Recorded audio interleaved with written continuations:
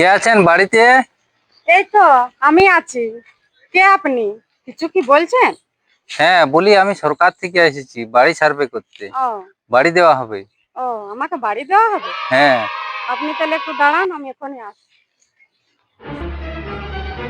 এই চেয়ারটা একটু বসুন।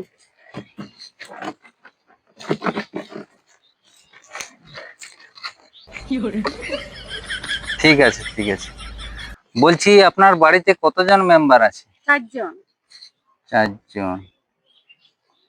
কে কে আছে? আমার স্বামী, আমি আর আমার 2টা ছেলে মেয়ে। আচ্ছা, দুটো ছেলে মেয়ে, আপনার স্বামী আর আপনি, তাই তো? হুম। আপনার স্বামী কি কাজ করেন? আমার স্বামী আমার স্বামী জামা কাপড়ে 2টা বড় বড় শোরুম আছে। শোরুম আছে? হ্যাঁ। কোথায় আছে? ওই তো কলকাতায়। ও, কলকাতায় শোরুম আছে।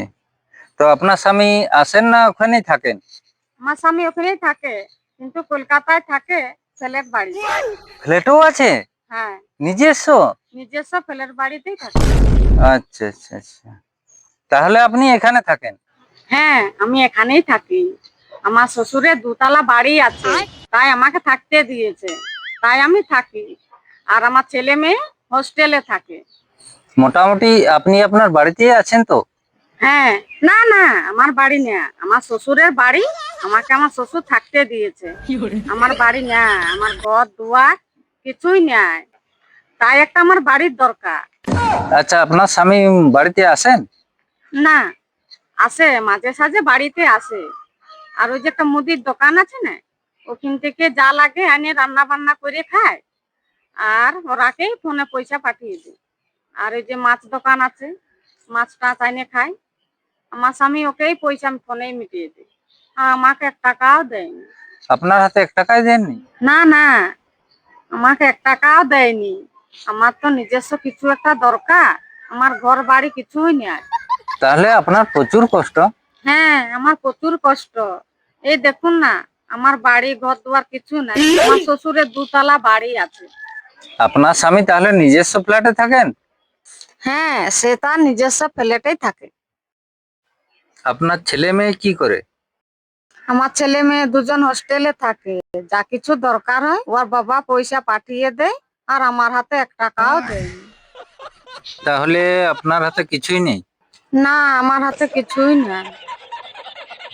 তাহলে সরকার থেকে আপনাকে একটা বাড়ি দেওয়া উচিত। বাড়িটি আপনার নামে নেই তো?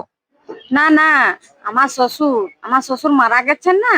আমার শ্বশুরের একমাত্র ছেলে, ওর ছেলে হচ্ছে আমার স্বামী। আমার স্বামীরই সবকিছু, আমার কিছুই নেই। আমাকে ওখানে থাকতে দিয়েছে, তাই আমি থাকি, আমার কিছুই নেই। তাহলে আপনার স্বামী 1 টাকাও হাতে দেয়নি? না, আমার স্বামী 1 টাকাও হাতে দেয়নি। আমি জনকিন থেকে বাজার দোকান করে আইনে খাই, সেখান থেকে আমার স্বামী পয়সা পাঠায় দিই। আমার হাতে 1 টাকাও দেয়নি।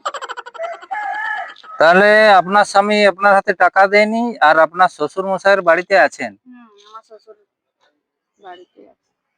তাহলে আপনার কিছুই নেই। না, আমার কিছুই নেই। ওই জন্যই তো আপনারাকে বলছি যে একটু বিবেচনা করে দেখবেন, যেমন আমাকে একটা বাড়ি দেয়। সরকারকে যাই বলবে যেমন আমাকে একটা বাড়ি দেয়। আচ্ছা ঠিক আছে। তাহলে আপনার নাম জ্যোৎস্না? হ্যাঁ, আমার নাম হচ্ছে জ্যোৎস্না। একটু ভালো করে লিখে নিয়ে যান, যাই সরকারকে বলবেন যেমন আমাকে একটা তাড়াতাড়ি বাড়ি দেয়। ঠিক আছে? ঠিক আছে, আপনি বাড়ি পাওয়ার যোগ্য। আমি তাহলে আসছি এখন। ঠিক আছে। তাহলে ওই তো আপনার স্বামীর ফ্ল্যাট আছে, আর ব্যবসা আছে, জামা কাপড়ের ব্যবসা। আমার নিজে তো কিছুই নেই, আমার সব তো স্বামী। আচ্ছা আচ্ছা, আপনার স্বামীর ওইগুলো আপনি তাহলে পাবেন। আচ্ছা, আপনার শ্বশুর মশাই যে 2 তলা বিল্ডিংটা করে রেখেছে, ওখানে আপনি থাকেন তো?